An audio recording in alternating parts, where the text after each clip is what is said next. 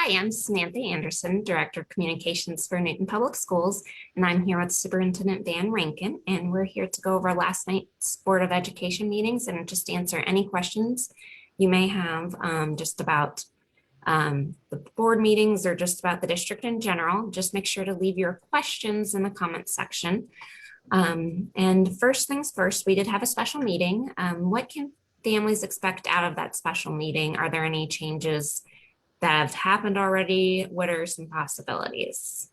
There are no changes that have taken place as a result of that. That hearing was held in response to a request on the part of a parent towards our mask policy. They want us to remove the mask policy. And the board served as the hearing officer per Senate Bill 40, the legislation that dictated that we conduct those hearings within a 72-hour period. And then they render a decision within 7 days after hearing the case. So the board heard the case last night. They will deliberate tomorrow night at a special board meeting, and a decision will be made sometime after that and given to the requester, the parent in this particular case. If there are any policy changes that come as a result of that, those will also be announced at that time. So right now, from a policy perspective, in terms of masks and other mitigation strategies, nothing has changed. And that will only change if the board decides to make that change based upon the evidence they heard at the case last night. Okay, we did have a little bit of a discussion on last month's cold snap and how it might affect our gas bill. Can you just let us know what to expect and what we're doing to plan for it? Well, we initially received our February bill. It was like around $30,000, $30,000 or $31,000. And then within the last week, we received an additional bill from the actual provider of our natural gas. We get our gas service from Kansas Gas, but the actual supplier of the fuel itself is another company called Cemetry. That bill for Newton alone, the facilities in Newton alone, was $159,000. The bill a year ago in February at this time was around $19,000 from what I understand. So just a bit of an increase. And a little over 5 times more than what we had anticipated paying based upon our initial bill. A few days after that, we received another bill for the Walton facility, which was another around $30,000. So, you know, we're just a little bit under $190,000 for the gas bill for February. We're going to recommend that we join a consortium of school districts and other municipalities, frankly. It's called K-Jump Kansas. Oh gosh, now I'm going to forget what that stands for. It's a group through Kansas Association of School Boards that is specifically being set up to look into the issues associated with the billing around these utilities during that time. They're giving us some recommendations. Only pay a certain amount of that bill that corresponds to the unit price, which is around $367 per unit, something like that. I hope I'm not misspeaking too much, but it was well under 100 and close to $190,000. So that's one of those things. You know, that's why schools have contingency reserves. That's why they have cash balances. You know, we hope that we are able to settle for much less than that, but that may take several months to go through the process of any sort of litigation that might happen. But if we can save the thousands of dollars of taxpayer funds, we will do that. And one of our biggest concerns too is, you know, if it's affecting us, how is it affecting the total population in the communities? I'm hoping and praying. I know I'm a Kansas Gas Service subscriber as well. They had said all along that our bills, you know, it would only change in terms of the actual usage, not the price per unit. Hopefully that is the case with most of the residential customers, because that would just be really tough for a lot of our folks to swallow. So that was a bit of a surprise. We thought we got past it, but obviously we didn't dodge that bullet. So we'll see how that goes. It'll turn out as it turns out, but we have no control over that. in some respects, but we'll do our best to affect it if we can. You're muted, I think. You Sam. did talk a little bit about summer recovery last I did. night and some things you may be doing and some exciting speakers or hosts that you're bringing in. Will you let us know what that is and who's coming to visit us? There are a few programs that have been in existence that are going to continue, such as the Y Scholars.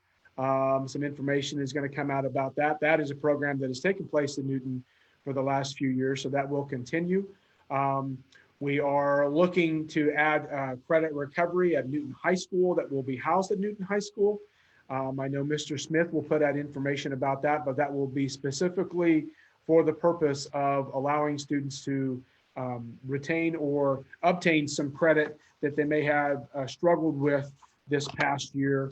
And we're pretty excited about that possibility too. That's a little bit different. In years past, they've gone to the Learning Center, but this year they'll be able to take a large number of classes through recovery over the course of the next several summers. And that's using a software called Edgenuity, one that's used in Opportunity Academy. They'll have 2 different sessions, one in June and then one in July. So they're looking at 16-day sessions and about 60 seats for that credit recovery. In grades 7 and 8 at Chisholm, they're going to have a platform completion opportunity that's being funded as a part of a grant that the school had received. And Mr. Maniga and Mr. Nolik will send information about that, but that allows kids an extra opportunity to be able to work and complete their platform obligations they may have. Grades K through 4, in addition to the Y Scholars, that'll be an opportunity. We are looking at we're trying to move towards a more competency-based educational system as much as is humanly possible.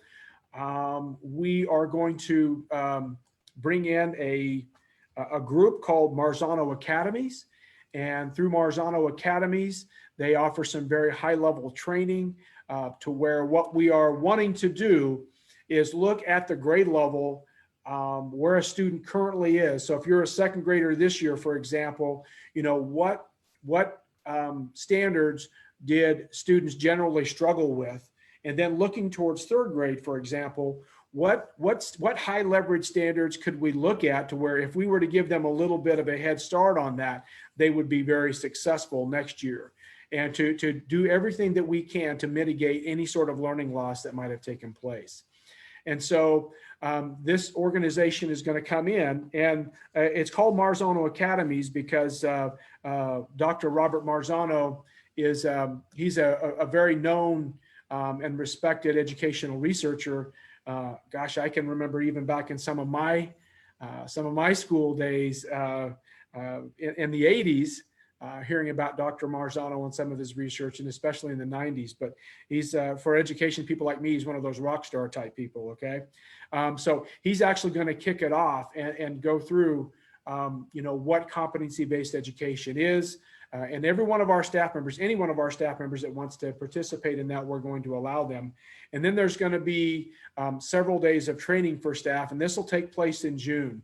Then they're going to be given an opportunity to create around those standards, changing those into competencies, and then coming up with a thing called proficiency scales. And proficiency scales are evaluatory mechanisms where, you know, it allows students to show what they know in different ways, but it's really, really pretty precise.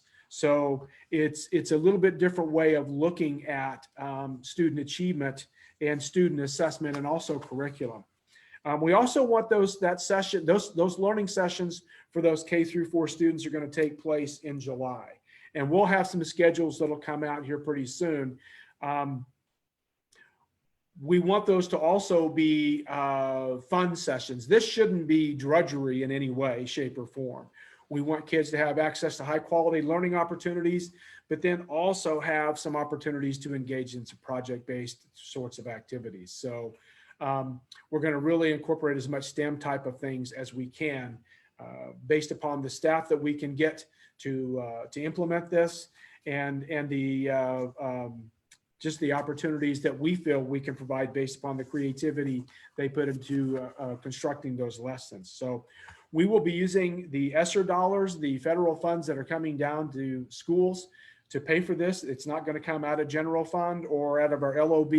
So all of these different programs, with the exception of the Y Scholars and the program at Chisholm, that's going to come out of those federal dollars that is set up for this purpose. What we really want to do with this, we're piloting it this summer. And then we really want to expand upon this over the course of the next 2 summers, but then take these competency-based concepts and start looking at that for instruction taking place within our school system throughout. So what I'm hoping this is a way to kind of begin to transform, what we're doing in all levels, but starting at that elementary level from that competency-based environment. Really excited about that. It will be a great opportunity for kids. So we will be getting information out to parents about selection.